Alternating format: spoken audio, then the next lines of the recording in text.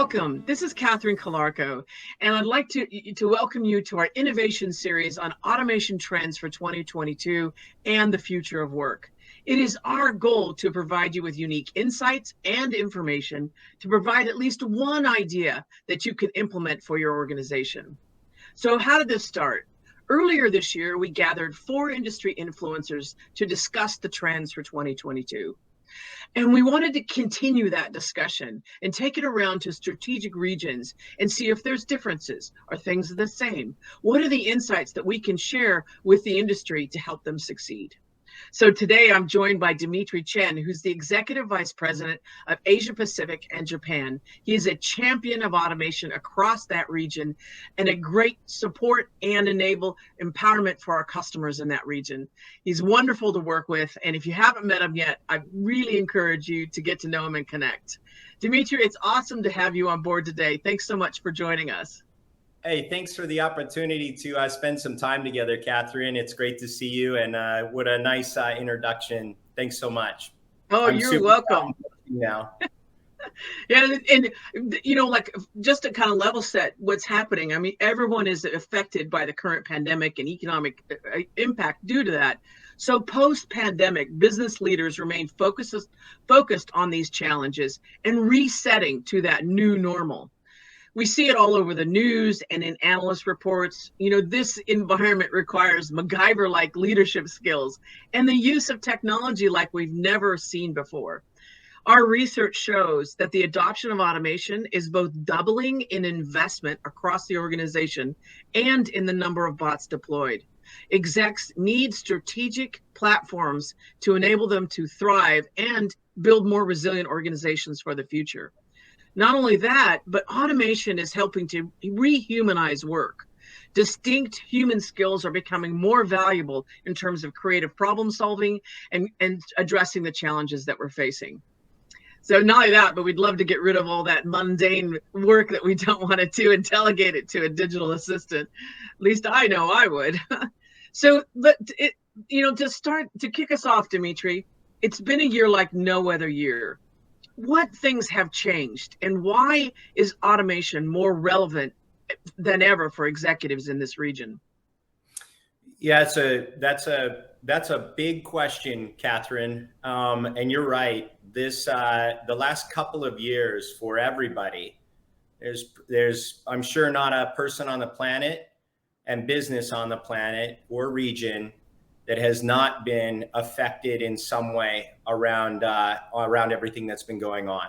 You know, I think every individual is having their version of what the last 2 years has been. I don't think there is a major difference between what you are probably observing in the Americas or in EMEA as what we're observing in APJ. The world's in this constantly changing and almost accelerated pace of change right now. And what we saw the last decade was this move around like IT transformation and businesses moving as many of their applications and workloads to the cloud. So we've seen that the last 10 years. The last 5 years was spent with organization thinking about their digital transformation strategy, or what's the role of software as the most important face of their business moving forward, and how do they make the changes to make sure that they maintain that competitive edge and focus around customer experience. And then now with pressures around a global labor shortage or the great resignation or great rotation, you start seeing this emerging move on the future of work, or maybe workforce transformation. And that's probably one that's going to be something we're going to have to be thinking about for the next decade in front of us. And so each of those major shifts really lead towards how are we going to be able to do as much with the same number of people? What's the role of automation in addressing each of those big shifts around IT transformation, digital transformation, and workforce transformation? And actually, I think that automation is right at the center of a lot of those strategies for our customers right now. 100%. You know, we see that everywhere. I like the fact that you're really integrating the technology and human elements, you know, the future of work and what that means to really enable people to have that flexibility they now need, and also create more fun and enjoyable work that's focused on that higher value tasks. You know, within this new environment, what do you see as 5 trends or the key trends for this region? Well, really happy to expand on that, Catherine. But I think one of the points that you just made is really important. Organizations right now are challenged with that human touch element to business. We've all been, you know, challenged around how do leaders connect with their employees, with their team members, in a 2-dimensional situation, right? So I think that leadership and business culture is really strained on, do you have a fantastic culture, and do you have a fantastic leadership team that is inspiring? And you know, that's put a whole lot of pressure on leaders, and also the businesses that they work for. You know, are you able to still maintain that level of human connectivity? That's a really important element that drives towards what are organizations going to do. Probably the number one subject on any board or CEO's mind right now is, what are we doing around providing an amazing employee experience? Because if we don't have employees, then we won't have customers. We won't be able to deliver growth. We won't be able to, bring our products to market as quickly as we would like to. So that, I guess, provides the foundation for how business, technology, and people are really converging closer than ever before. So around the world of automation, we're seeing this accelerated rate of change as well. And that's really, I think, led to these 5 mega trends that we're observing. RPA's origins really started in the, call it, back office environment, these unattended environments around just software automation. And the last couple of years, you've seen that shift towards the front office applications, many of those applications that are in the cloud, right? So there's been a big shift from, you know, on-prem environments to in the cloud environments. Think about, you know, Salesforce, or think about Zendesk, or think about the role that Workday plays within our customers' environments. So that's a big shift in itself. We're talking about moving from an unattended, low human touch to a high human touch element. These are more complicated tasks that could be automated to help make employees' lives more enjoyable in working for their respective firms. So that's probably trend number 1, this move from back office to front office.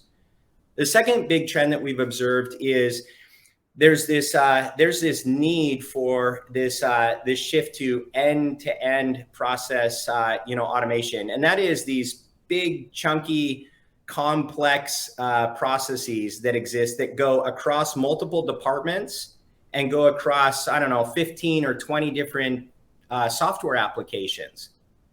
And if you can help automate the flow of those processes, the probably the biggest return on investment and probably the biggest amount of productivity that you can free up, and probably the biggest impact you can make towards de-risking the business around just general human error, and improving your overall customer experience. So probably the biggest return exists there. And so a lot of organizations are starting to think about, how do I go automate a quote to cash process that takes 30 days? And is there a way for me to compress that down to 6 days? Because it has really positive effects for everything. The third one is this term that people use around intelligent automation or hyper automation, and what does that mean? And usually that means, what's the role of artificial intelligence or machine learning to give scale, to make things easier? And so organizations are thinking about process intelligence. They're thinking about advanced process discovery or advanced process mining. They're thinking about, what's the role of chatbots or conversational AI, right? Or intelligent OCR. So they're thinking about, what's the role of AI and ML within their overall strategy. That's probably trend 3 that we're observing. Trend 4 is this sharp shift to cloud. So I mentioned that a lot of these, new front office workloads they're already built in the cloud. So you have a certain set of customer executives that they're used to purchasing subscriptions, in a cloud basis, because they don't want to buy infrastructure, manage that infrastructure, buy business continuity and a security solution. They want all that to be in the cloud. And then they basically want to just subscribe to a set of licenses, or logins for their employees. And so this dramatic shift to cloud-based RPA is very real. And our expectation, and the industry's expectation, is that is going to grow in APJ at a compound annual growth rate of around 109% year on year for the next 3 years. And overall, we expect that it'll grow about 1,500% from its current situation. That doesn't mean that on-prem doesn't grow. It'll still double, but it won't grow 1,500% over the next few years.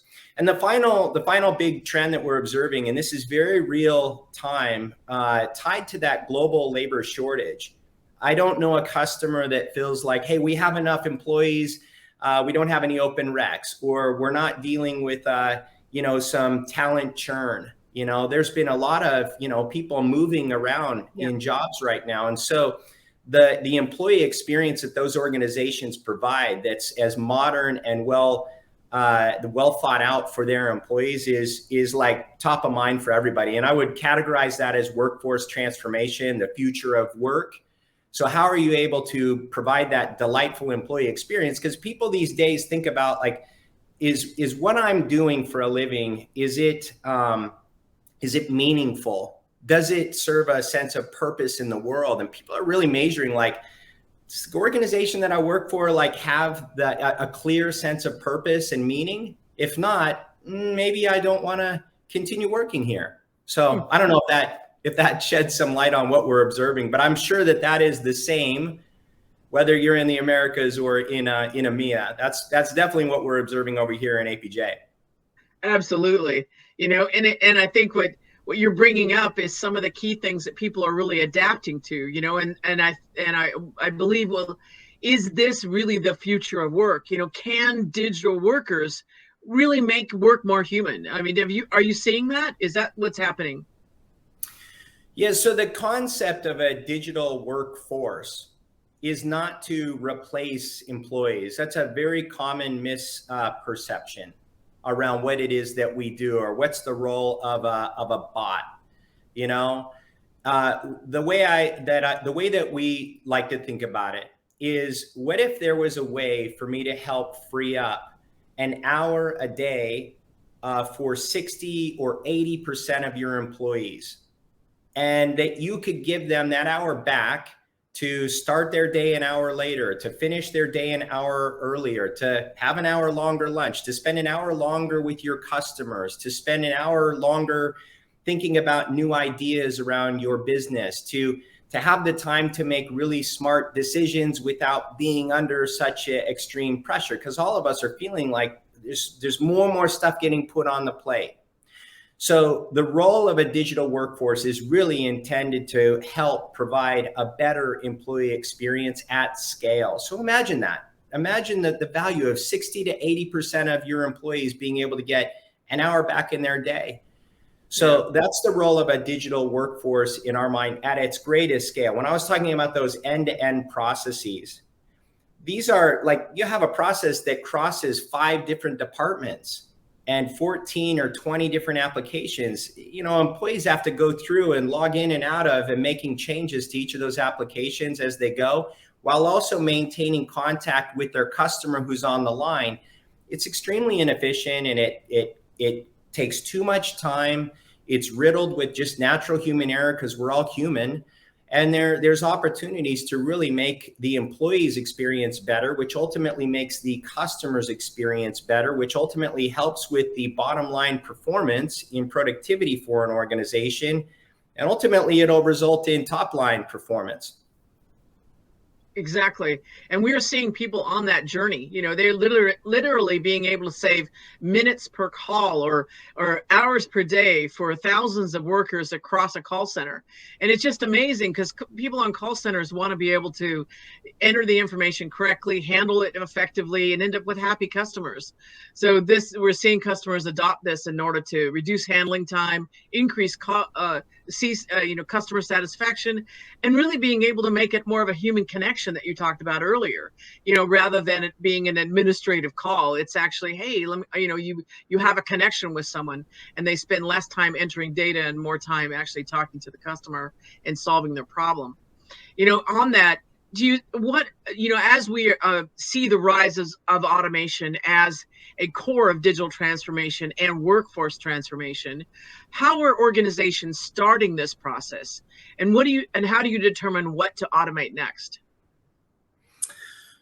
Well, Catherine, you gave some good examples of the concept of finding a process to automate. And the fact is we can implement with our customers an automated process in sometimes a matter of hours, most times in a matter of days, and certainly within a couple of weeks, to where we can go back and show a proof of value from a before and after standpoint within 90 days, and putting that process in place pays for itself in no time, right? Yeah, so absolutely. we do that quite a bit, but we were doing that before this moment that we're in. The challenge, like what is changed right now, is I think the urgency with how can I do more meaningful change at a level of scale? So a lot of the industry does a process discovery workshop, and we look at 50 different processes at a time, and we say, here are 5 that are low-hanging fruit that you should automate right now. And we can show you a very fast return on investment through a proof of value exercise 90 days later. And that's fine.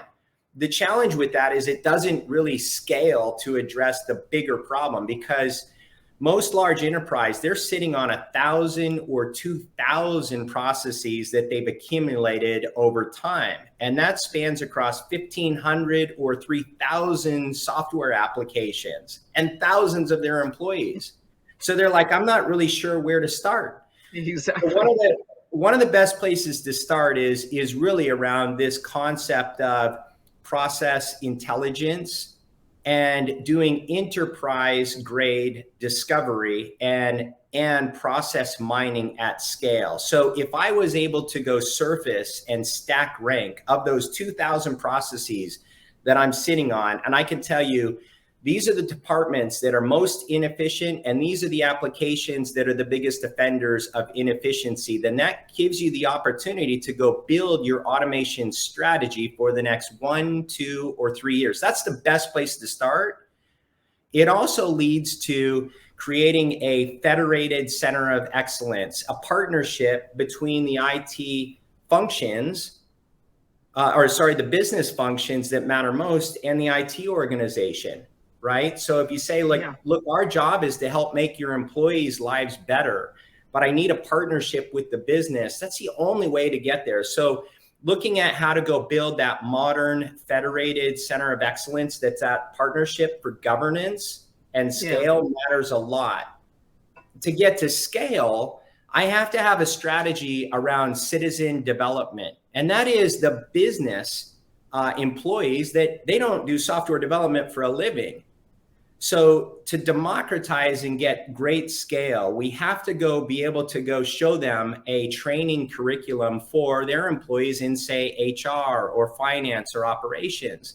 It doesn't mean they're going to do software development on a full-time basis, but it has to be so easy that you or I could do it without having to have a Python, certification or .NET, deep knowledge.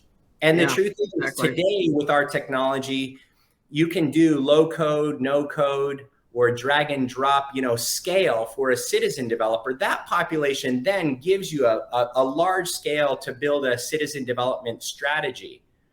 That's why that partnership with IT matters, because the IT COE requires, the ability to provide governance so that we don't do anything that's going to hurt a business, right? Yeah, After absolutely. Yeah.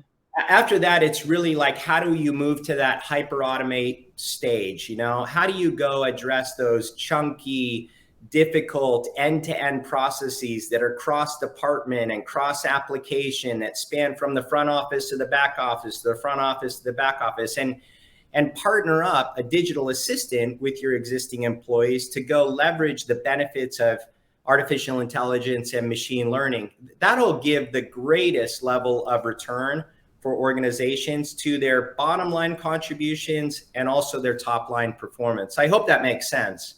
Yeah, it does. And we've seen this in operation. And really, the top performers, based on our research and our thousands of customers that are deploying it at scale, is the ability for them to partner with business units and be able to champion it for them so they get the value and see, oh my gosh, for example, there was one customer who was able to have an embed specialist in a particular department, and she was able to build over 65 bots for that department in less than 9 months, and it just ignited a high demand of how can I automate this, and can I get this report done for me? So I think you're absolutely correct. Look at it as a strategic platform across the organization. Really get that discovery, looking at it as a enterprise discovery, or you were talking about how to really demonstrate the value that you offer, both top line and bottom line, and really be able to make people's work easier and much more efficient, as well as moving them to higher value work. It reminds me of a story, just a story I heard last week, which was one of our customers, and you would, a lot of times when people think about, the role of automation or traditional RPA or bots, they think about traditional software application automation. Okay. Yeah. But the world's moving to a completely different realm. What's the role of automation within solving harder, challenges that affect human lives? For example, the story that I heard last week was, we have a customer that said one of the bots that we created is this oxygen bot, right? And what that bot does, it's a partnership between the doctors and IT to basically go monitor the oxygen levels for thousands or millions of people that need to have that constantly monitored. So that's no longer a human element of just monitoring, but imagine that, I think that especially like our valued, healthcare workers, they're fatigued. I mean, it's been a long 2 years. So if I could give them more time back to breathe by helping find a way for artificial intelligence, machine learning, automation, and monitoring devices to come together in a unique use case like that, imagine the possibilities, right? We can't think around just, there's countless, there's thousands of use cases that are traditional automation plays that, we keep a very, current library around for customers, but it's really around thinking out of the box on the convergence of, different departments and the tasks that people are going through, and what's the role of automation in a partnership by leveraging AI and ML within their lives to make their experience better, right? That is a real world example of helping save lives for millions of people across a large region in the world. Yeah, and not only that it saves them time, it saves patients' lives, and it was actually it was mainly coming up with the idea, right? Looking at what the options are. And so we see customers that were able to, they had a surge of orders, and they were not able to process those, it was humanly impossible to process those orders. So, but their bots ran it overnight without adding another, 500 people to actually process it. The same with actually dealing with a surge in supply, knowing where you need to actually deliver product. So I know we're running out of time, but I think hopefully what we've done is, in closing, there are really, I've heard from you to synthesize, there's top trends for leaders worldwide. And the 5 mega trends that you're seeing is really about moving to customer facing process automation. that digital assistants will aid end-to-end processes to transform not only work and also the way we work, but also people's lives. It does make a difference in how we serve our communities. And also that AI and ML will drive intelligent hyper-automation to really enable us to get the advantages that AI brings it and drive that hyper-automation. And this is all achieved through lower cost, through cloud, right? Really, the cloud enables this to happen. And that transformation, all of this is happening now. You're seeing this trend.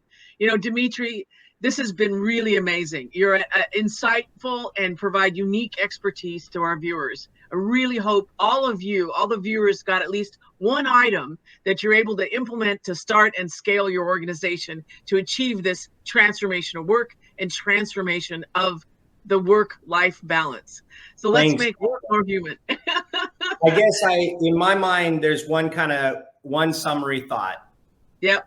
And that is, if we can help organizations and their employees with the number one thing that's on their mind, if we can help them augment their existing headcount with an effective capacity set of gains of 10 or 20%, improve employee experience, de-risk the business, dramatically improve productivity, while also lowering their overall internal costs, add 8 figures to their bottom line, while improving customer experience and add 9 figures or more to their top line, then I believe we are genuinely delivering on our purpose. And our purpose in this company is to go help free employees from the things they don't like doing so they could spend more time doing the things they really enjoy, like spending time with their customers or spending time thinking about new ideas that are fueling the business, or giving the additional time to think through decision-making that really determine how successful or not an organization will be. So thanks a lot for the opportunity to join you today. Thank you, Dmitry. It's been a real honor and pleasure. And for everyone, please, let's continue this conversation. We want to hear from you. We are here to help your organization and bring this knowledge to you. Please connect with us on LinkedIn or email. Also, check out our case studies, white papers, and the Now Next State of RPA report. This information is available for you. And we look forward to continuing our conversation and meeting and talking to you soon, and very soon in person. Take care, and thank you for joining us. Thank you, Dmitry. All right. See you, everyone.